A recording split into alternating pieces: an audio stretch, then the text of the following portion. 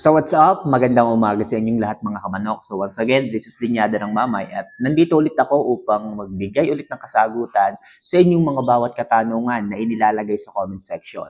So hangad ko po palagi ang inyong kaalaman at sana po ay kahit paano masagot ko po ng maayos at makonvince ko po kayo sa magandang kaalaman na aking mai-share sa inyo tungkol sa pagmamanok.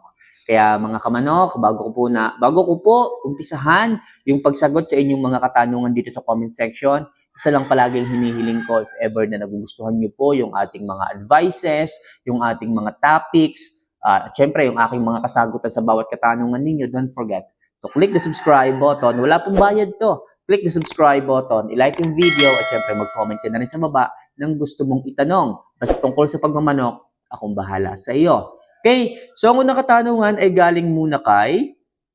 Ang dami. Okay, ang unang katanungan ay galing kay Boots HLP. Ayan, so idol, tanong ko lang po, ano po ang mas maganda na ibigay sa ating manok? Recharge capsule or Voltflex KQ capsule? Okay, so recharge and Voltflex. Unahin natin si Richard. Magkaiba po kasi sila ng ng function. Okay? Magkaiba po sila ng function at saka yung mga vitamins na po pwedeng ibigay. So bibigay ko po sa inyo yung specific na function, na goal ng bawat suplemento. Kayo na lang po yung bahalang mag-decide. Pagdating sa Richard tablet, so coated film po ito, Pagdating po kay Richard, siya po ay nagbibigay ng mga B vitamins na makakatulong sa ating mga alaga, anti-stress. At the same time, kinokontrol po niya yung excess moisture ng katawan ng ating mga alaga. Kaya po yung ating mga manok ay talagang nasa magandang kalusugan kung saan man natin sila ipapasyal. Okay? So yun po ang maaaring ibigay na benefits at nakakatulong talaga sa kalusugan ng ating mga manok, si Recharge. While ito namang si Voltflex, ito po ay food supplement na tumutulong naman upang mag-digest ng maayos. It turn the feeds, pag sinabing feeds, yung pagkain na kinain ng manok into energy. Siya po yung nagko-convert sa madaling sabi. So, si Voltflex, pag binigyan po ninyo, maganda ang panunaw, magandang digestion, maganda po ang kalusugan ng manok.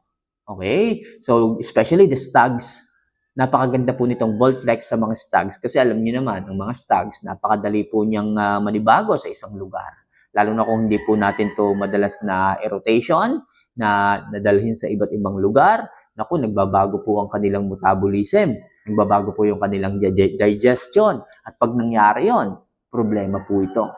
Kaya po ginagamit natin si Voltflex KQ para makatulong sa magandang digestion, sa magandang panunaw ng manok, para po ma-convert ng maayos yung pagkain na ibinigay natin sa kanila. Kaya, Sir Boots, kung na lang po yung bahalang mag-summarize kasi hindi ko masabi sa iyo kung alin ang mas maganda kasi magkaiba po sila ng function eh. Okay? Magkaiba po sila ng naibibigay na benefits pagdating sa ating mga manok. Okay? So, next question. Okay, ayan. So, galing kay Shago. Ayan. So, idol, lahat po ba ng poultry supply meron ng fermented Jackie oats? Kamanok, hindi po lahat eh. Kasi yung iba, especially yung mga maliliit na aggregate, hindi po nila ito pinapansin. Kahit sa malalaking aggregate, madalang lang din po yung nagbibigay nito sa kanilang mga manok. Kasi nga po, hindi pa po nila to alam. Nasanay na lang po yung ating mga kapwa, magmamanok, na kung ano na lang po yung ready mix na patuka, yun na lang po ang ibinibigay. Wala na pong iba. Kung meron man, pakonti-konting o ibang vitamina po ang ibinibigay nila. Kung ano-anong mga vitamina, napakarami, na isa lang naman po ang kayang mag-provide, which is yung fermented Jackie oats. Yung iba't ibang mga suplementong ibinibigay po nung iba, bibili ng ganito, bibili ng ganyan, bibili ng ganito.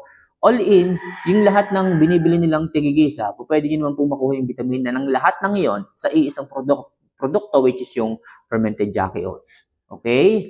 So, para sa akin, ganun po. So, sobrang dami po ng vitamins, minerals, na maaaring makuha ng inyong mga manok sa Jackie oats. Hindi ko na kailangan ng napakarami pang mga vitamina na yon. Kung meron man akong idagdag, pailan-ilan lang po. Okay? So, sasabihin ko, hindi po lahat ng aggregate available po yung fermented Jackie oats. At the same time, hindi po agad fermented Jackie oats ang inyong makukuha sa mga aggregate na yan. Kung meron man kayong makunan, Yan po ay Jackie Oats pa lang. Kayo po yung bahalang mag-ferment niyan. Okay? Kayo po yung bahalang magburo niyan. Hindi po pagkabili nyo, nakaburo na ganyan. Hindi po ano. Kung gusto niyo naman po makakuha ng Jackie Oats, so ilalagay ko po sa video na to. Hindi ko alam kung lalabas dito, pero tapusin niyo po yung video. Sigurado ako may lalabas na image dyan ng Jackie Oats. So pag nakita niyo po, i-click niyo na lang po. Then mariredirect po kayo sa seller. Doon na lang po kayo kumuha o bumili ng Jackie Oats. Sigurado ako makakatulong po ito sa inyong mga alaga. Yung mga payat ninyong alaga, yung mga sakitin po ninyong mga alagang manok, maaari pong maiwasan yan. Dahil po maayos po, maganda po ang health na maibibigay, maganda po ang sirkulasyon ng dugo, kaya po yung mga sakit hindi po kaagad makakadapo. Alright? So next question. Okay. Ito galing kay Mary Dread Pine. Ayan, so puro ka maskulado na. Ang tanong, meron bang energy yung mga manok mo? Okay, o talagang meron tayong sabihin ko to? Meron tayong isang questionnaire talaga dito. Mega shoutout Mary Dread Pine, okay? So, puro tayong maskulado. Tandaan yung mga kamanok, ang energy po ng manok, nanggagaling po yan sa magandang pangangatawan. Yan po ang pundasyon ng ating mga alaga para makapag-provide siya ng mas maraming energy. Yan po tatandaan nyo. Yung mga payat na manok, ito hindi ko man sa nilalahat, pero paano siya makakapag-produce ng energy kung kulang po ang kanyang pangangatawan. Pero hindi ko nila lahat kasi may mga linyadang ganyan.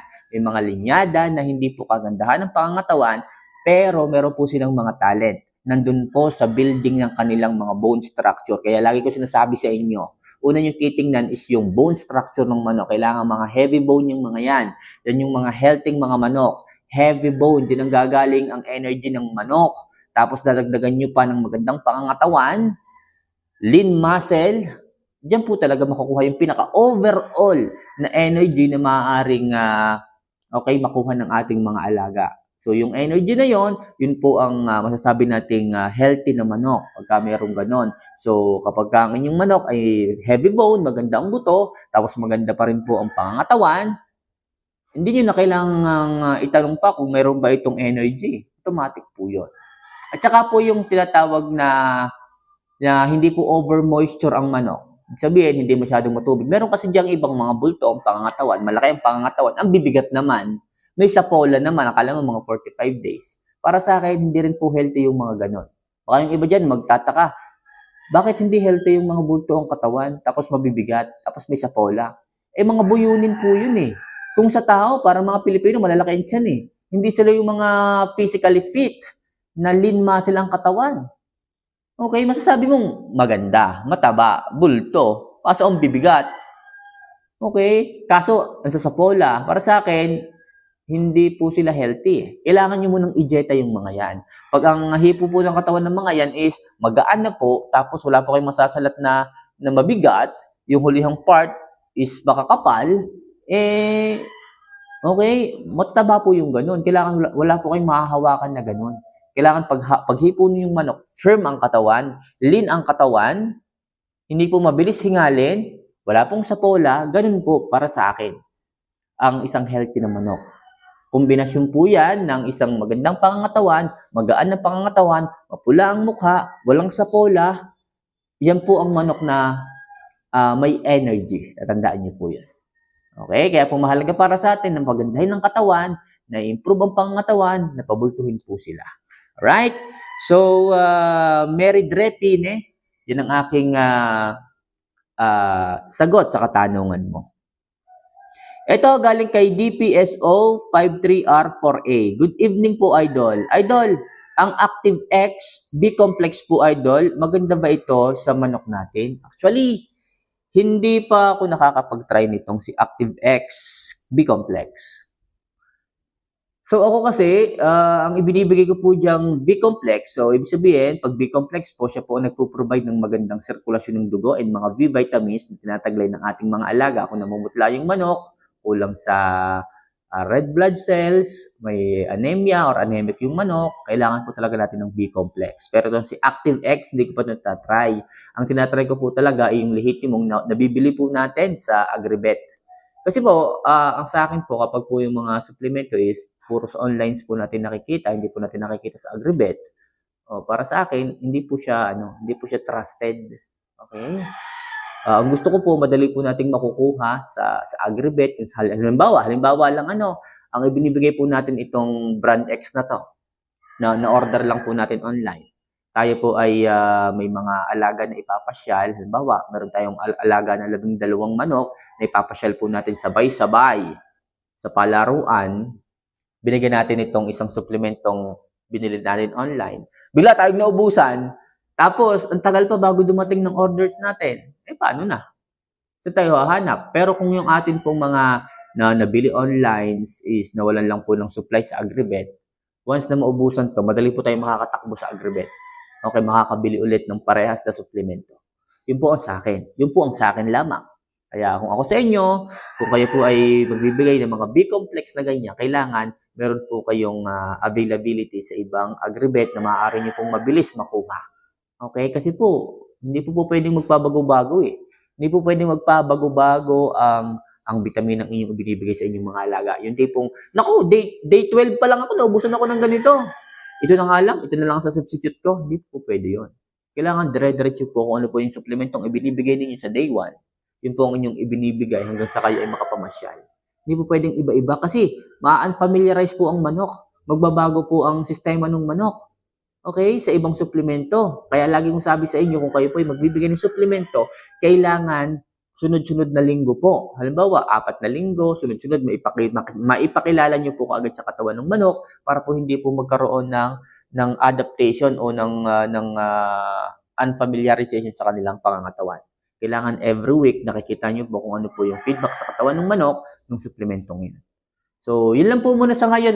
Sana po maging malinaw po sa inyo kung bakit po kailangan na merong availability ng B-complex palagi sa Agribet ang inyong kailangang ibigay. Hindi po pwede yung mga ino-order nyo lamang po na subok-subukan yung ganito na kapag naubusan kayo, hindi nyo po kagad makukuha o ilang araw pa bago nyo makuha ang inyong ibibigay. So, sa video ito mga kamamay, sana nakatulong po ito. So, sa mga gustong magtanong pa dyan about yung pagmamanok, sana kahit pa paano makatulong po yung mga sineshare ko sa inyo, yung mga kasagutan ko, sana po ay nakukonvince ko po kayo. So, sa mga gustong magtanong, mga newbie, mga baguhan, nandyan lang po ang comment section. Pag-usapan natin yung next video pag nailagay nyo po dyan ang inyong mga bawat katanungan. So, see you for our next vlog. Once again, this is Linyada ng Mamay. Mahal ko po kayo. Paalam.